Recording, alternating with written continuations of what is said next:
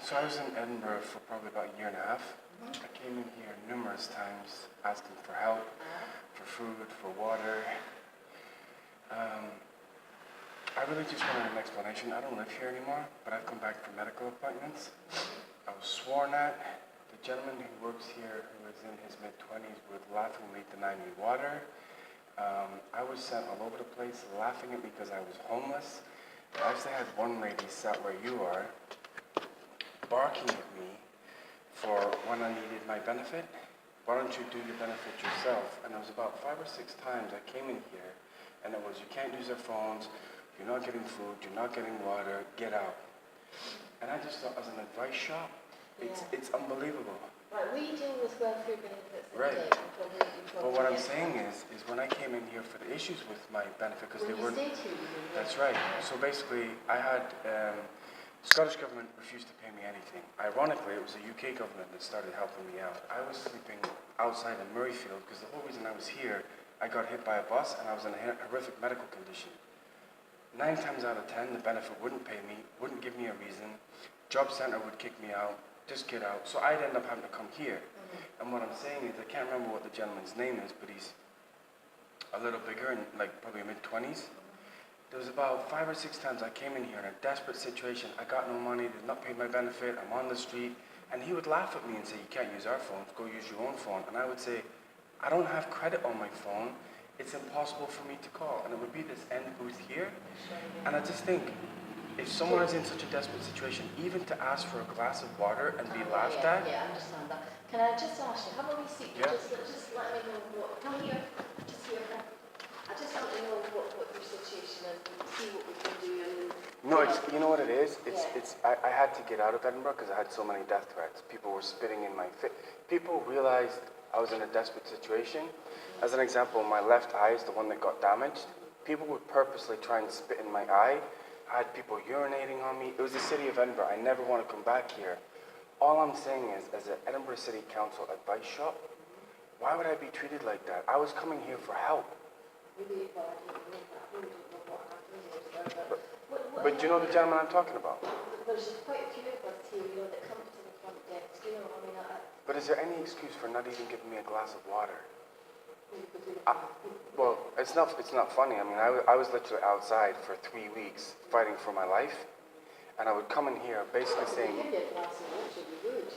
well, you didn't. I mean, what I did was I actually made a complaint to the manager of the office stating exactly what was going on here. So the sole purpose of this place, to let me get it right, is if you have a problem with your benefit, you come in here and use the phone. Well, not necessarily, because I tell you why, there's a lot of people that just come in and expect to use the phone. I suppose if it's a really urgent, we have a drop-in, we have a drop-in every single day, but which is this morning. Right, but if I came in for the drop-in, and let's say the benefit didn't pay me, right? But this guy refused to let me use the phone and said, go use the phone yourself. So the little bit of money I had, I then had to go put credit on my phone. And so if, I'm just trying to understand, if that is the sole purpose of this place, why would he deny me that?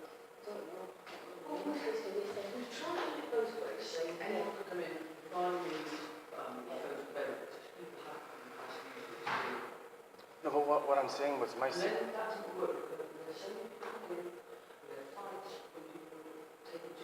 I'm not talking about other people. He knew my situation. He knew who I was. What I'm saying is benefit, week after week after week, would come up with an excuse or just not put the money in my account. So I came in here and I said, look, I'm waiting for my compensation to come through from a road accident, right?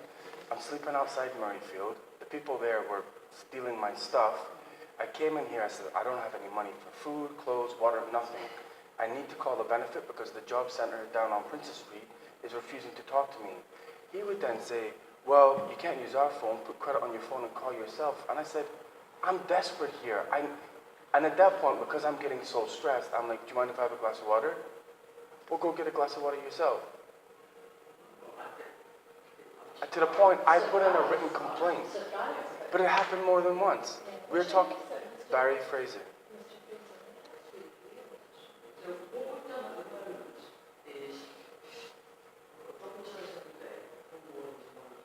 I'm not in Edinburgh anymore. It's not really relevant to tell me that. I'm just only here for a week to do medical appointments, and I just could not understand why an advice centre run by Edinburgh City Council would act like that. And I'll be honest with you, there was another guy who sat in the chair opposite, asked for a glass of water, and he was refused. I'm like, it's water. So this was not like a one-off thing.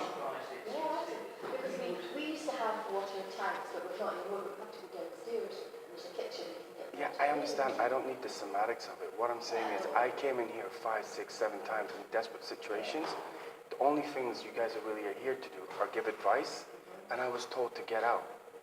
Go get your own water, make your own phone call, figure it out yourself. And the one time he actually did write an address, he threw the letter at me and gave me the wrong address. This went, but you're surprised, but it went on for 6 months. You said that you spoke to the manager. Well, not the manager of this place, but the manager of that place. I put in a... So who's the manager of this place? Is he here today? I wouldn't mind having a conversation with him, because I'll be honest with you, Fraser, this guy's actions, and it was one lady's actions, who, I'll be honest, no, it wasn't, but I mean, it got that bad. There was one lady sat here with blonde hair, and I told her about my medical condition, and she went, well, at least you've not got cancer. I'm like, you're making a comment like that? Are you outraged? I mean, it was horrendous. Horrendous. Barry. I really just want answers and I want to leave. It doesn't really matter. I just wondered, I'm just curious if they asked it. We'll get Mark to speak to you, he's the manager.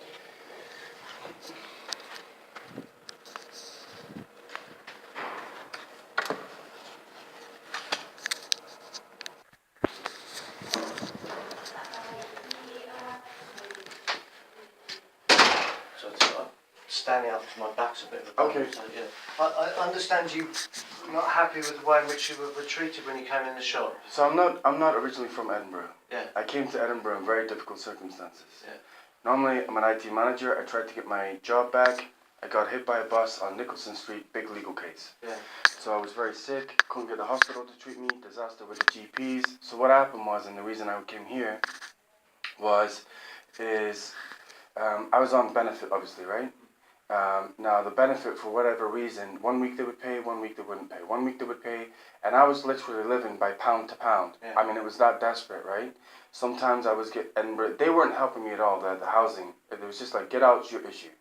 So I'm sleeping outside Murrayfield, citizens stealing my clothes. It was a mess. The reason I came in here, and I'm only here until tomorrow, is there was a gentleman, I don't know whether he works here or not. He was in his mid-20s, kind of portly, and I would come in, and he knew exactly who I was, because I came in here regularly. I'm like, I don't have food, I don't have water, the benefits of caught me again, can I use your phone? He's like, well, why don't you use your own phone? I said, I don't have any money. Well, that's not my problem. I said, but this is the advice shop. You guys are supposed to, he's like, go put credit on your phone and call him yourself. So he's like, Mr. Fraser, I'm not getting in another argument with you, blah, blah. I'm like, whoa. I don't need an argument, I just need your help. So this happened about 2 or 3 times, to the point, as you can imagine, I'm getting stressed. I literally said 2 or 3 times on the same day. And no. This went all over 2015. Right. So what I'm saying is, it got to the point of I came in, and it was the same gentleman was almost always on the desk, and I said, look, I'm dead thirsty. I'm stressed out my mind. Can I at least have a glass of water? Why don't you go get a glass of water yourself? And I thought, is he purposely going after me, or what have I done to him? Yeah. There was another gentleman who sat to the left of me, who I'd never met before, said, I wouldn't mind a glass of water as well. He denied him a glass of water. The one thing is, and the reason I actually stopped coming here was there was an absolutely outrageous comment made, not by him. So, because of the accident, and I was bleeding, and my medical records were all over the place, disaster in this city. There was a lady sat on the far end here, and I said, look, I am not very well. I am struggling badly. If that benefit doesn't go in every week, I'm in a serious medical problem. I said, they're dealing with blood samples right now, etc., etc. To cut a long story short, do you know what she said? This was her problem. It's like, well, don't come back in the advice center again, and at least you don't have cancer. I'm like, at least I don't have cancer? Are you, who makes a comment like that? I still remember her. Middle-aged lady, Scottish lady, blonde hair, ponytail. I stood there like, You guys can clearly see I'm in a desperate situation and you're making a comment like that? When was that comment made? We're talking around, so let me just think about this now. End of last summer, going into autumn. Because I was in here almost on a weekly basis. Right. Bi-weekly basis, like, because the thing is, I would go to the job center on Princess Street. Yeah. They're like, not our problem, you phone. I said, you guys are not getting it. The only money I get is to help me eat until this compensation comes through. So when they don't pay me, I mean, I am in a desperate situation. So I was in here all the time, to the point, as soon as I would walk through the door, Mr. Fraser, you know you're not welcome here, you can't use our phones. I'm like, you guys are supposed to help. That's one thing, but to make a comment about cancer, I'm like, you've got to be, and I almost had a full-blown argument with her in this reception. I'm like, how on earth, why would you make a comment like that? I don't know you. I mean, that's horrendous. It sounds, from the way you're describing it, it sounds an outrageous thing to say, and I wouldn't It was basically because tolerate anyone saying I that. had missing blood samples that went from Edinburgh Royal Infirmary, right? And I'm like, I'm feeling very sick. They've told me I might be sick from the accident and blah, blah, blah. And then she made, what are you making such a big deal? At least you don't have cancer. And I'll be honest with you, when she said it, my jaw hit the floor. Yeah. I'm like, you can clearly see I'm physically struggling. I was a disaster. And I'm like, and you're making a comment like that? It's one thing to deny me water. One thing to not let me use the phone, which is specifically what this is for. If you have a problem with your benefit, let's try and figure it out. But to go to the extreme of making a comment like that, you've got to be kidding me. I left here because I have a concussion, and obviously if you get stressed, it makes it worse, right? Yeah. I was coming out of this place literally every time with steam coming out my ears. And then I came in and dealt with this guy numerous times, and Edinburgh's a small place. I've seen him walking around, and he would automatically put his head to the ground. That's an indication to me he knew he wasn't acting properly. But for her to take it to that level, I'm like, that's outrageous. Yeah. No, I cannot. That sounds a completely unacceptable thing for anyone here to say, for anyone anywhere to say. There's two things going through my mind. One is, in terms of a complaint about that aspect of staff behaviour, where do you wish to take it? The other thing is, right here and now, is there any help that you need? Well, the thing is, my situation, I'll be perfectly honest with you, is I went from a high-level exec in Canada. I got caught in floods, broke my ankle, came back here. I was literally trying to get an IT job in Edinburgh. Within 1 week of getting here, I got hit by a bus in the head, badly, really badly. So, I mean, I was struggling. The one thing I couldn't believe is, once citizens of Edinburgh realised I was potentially in a vulnerable position, I got spat at, urinated on. They stole my clothes outside Murrayfield. So as soon as people heard my story, they're like, get the hell out. I really don't want to come back to the city because my treatment was bordering on barbaric. The one thing is, it's citizens I didn't even know in the city were coming out, rolling down the window and shouting things at me. So I'm like, okay, if I come to an advice centre run by Edinburgh City Council, the last thing, I'm looking for a little bit of peace, a little bit of help, not to have comments made like that. One, the guy, I mean, I don't know if you know him, he's in his mid to late 20s, he was here almost every single day, and refused water. He knew I was in a difficult situation with my benefit because they were messing me around a lot. He then said, you know what, we've helped you once or twice, it's now up to you. I said, but this is an advice job, it's a drop-in. Actually physically took the phone away from me, went, you're not using it. Then what he did was, there's a form, I think it's in Sheffield, I can't remember where's the headquarters for, it's Newcastle upon Tyne or something. If you don't get it, you can, it was a medical certificate, that's what it was. Right. And they were saying they didn't have it, so I had to send it again. He gave me the wrong address, so I posted it. I still didn't get my benefit. I came back and said, look, please, can I please use can we verify my money is going into my account? Do it yourself. So what I did was I waited purposely until this guy wasn't here because he point blank wasn't helping me. That's when I then met I would say mid-40s, blonde ponytail, and she was sat in the corner, and I explained the situation, and she's like, well, you know, we've done everything we can. I said, well, I don't think you have. I'm asking to use the phone to get the money in my account. And then because she wasn't doing anything, I started to mention personal information, like I got hit by a bus, blood, blah, blah, blah. And then she made the cancer comment. And I'm like, I literally was almost staggered by it. I'm like, what have I done to you? We access to the phone it's always a bit of a difficult thing here because we're really trying to use the phone access just for kind of real urgent matters and priorities. Now, how can you get much urgent? I was living on the street. Yeah, if it's about a missing benefit payment and you have no resource to any other funds, then circumstances should be that you get. I think that's pretty urgent. Yeah. We with regard to water, we sometimes have the water supply here is a bit on and off. We don't always have available water, so sometimes if there's one person on the desk to go away and get some water, takes them away from the desk and we can't do that. So sometimes we say no. We do advise people to go next door because there is water available next door usually. So if there was more than one person, we should have made an effort to get someone across. But it's just, you know what, there's ways and means about going about something. Yeah. But to be point blank rude and then get it yourself, you're not using the phone, get out. Yeah. I'm like, is this an advice? It was almost like it became a little personal. Yeah. And then I actually waited 2 days without eating just so I didn't have to talk to this guy. Thought, okay, I'll talk to another lady.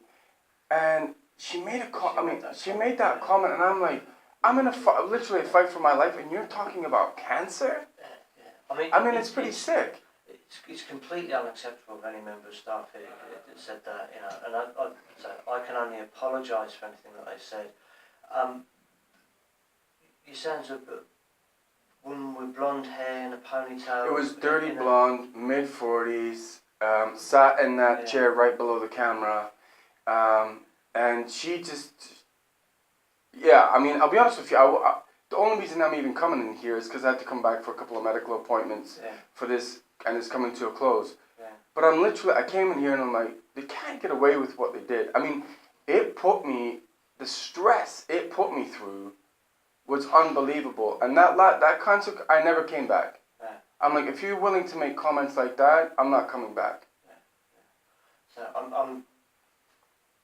I can understand you thinking like that. I'm trying to think who it possibly could have been, and it's... The guy, there was no one that looks like him. He was in mid to late 20s, portly, Scottish guy. They were both Scottish. Yeah. The other one was Did he have facial hair? No, always clean shaven. Right. And I actually saw him around Edinburgh quite a few times. This was almost from the whole of 2015 all the way up to September time.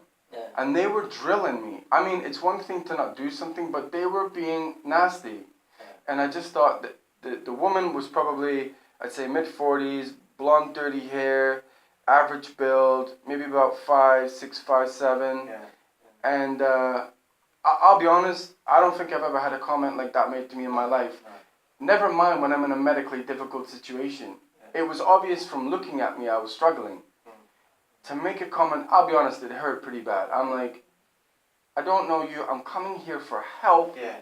I mean, anyone coming through the door here is coming for help and assistance. We know that, and we should be dealing with people in a way. It got borderline aggressive to the point I literally walked out. And I was willing to come in and deal with this guy a little bit because I couldn't figure out if he was just had an issue with me or but for her to take it to that level, I never came back. I'm like, if you're really willing to say something to me like that, regardless of whether I'm struggling or not, if someone said that to you, you're going to take offense. Yeah. It's not a nice thing to say. No, it isn't at all. So I can only apologise for that. I'm trying to think who it may have been. The only person who might meet that description is someone who actually works in the back office and works away from him. I think it might be her. That rings a bell, to be honest, because she says I'm not normally... It might be her. That rings a bell with me. Yeah, because she's someone who it would be very rare for her to be on the front desk. That rings a bell with me, because she was the only one on the front desk, and it rings a bell. She said, I'm not normally on the front desk. Yeah. I mean, if you put her in front of me, I'd probably recognize. I don't really want to line someone up, but what I would say is it was right below that camera. Yeah. And to make... I mean, I don't know how long you could see, whether we even get to that point, but I swear on my life she made that comment. Okay. There's no sound recording here, right. So Yeah, but that wouldn't... But even if you register, I don't know if you guys keep records or anything. This went on, if I tied up the amount of times benefit didn't pay me for the amount of times I came in here, it would be pretty clear. All I'm saying, I mean, how would I even go about a complaint? Because I don't think they should get away with what they did. Well, so the way we deal with complaints is, there's a few ways we can do it. Either you can speak to me as we're doing now, and then I can make investigations to try and find out, and then I can come back to you. But I'm not coming back to Edinburgh.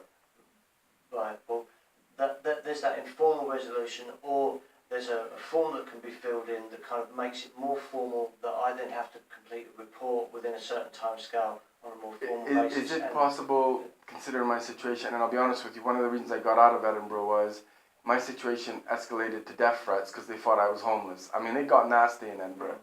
The one thing is, can we correspond by email, or is that not possible? Yeah, it certainly is, yeah, and I can... I can give you my email, and if you... I'll get a piece of paper. Yeah. I'll write both things down.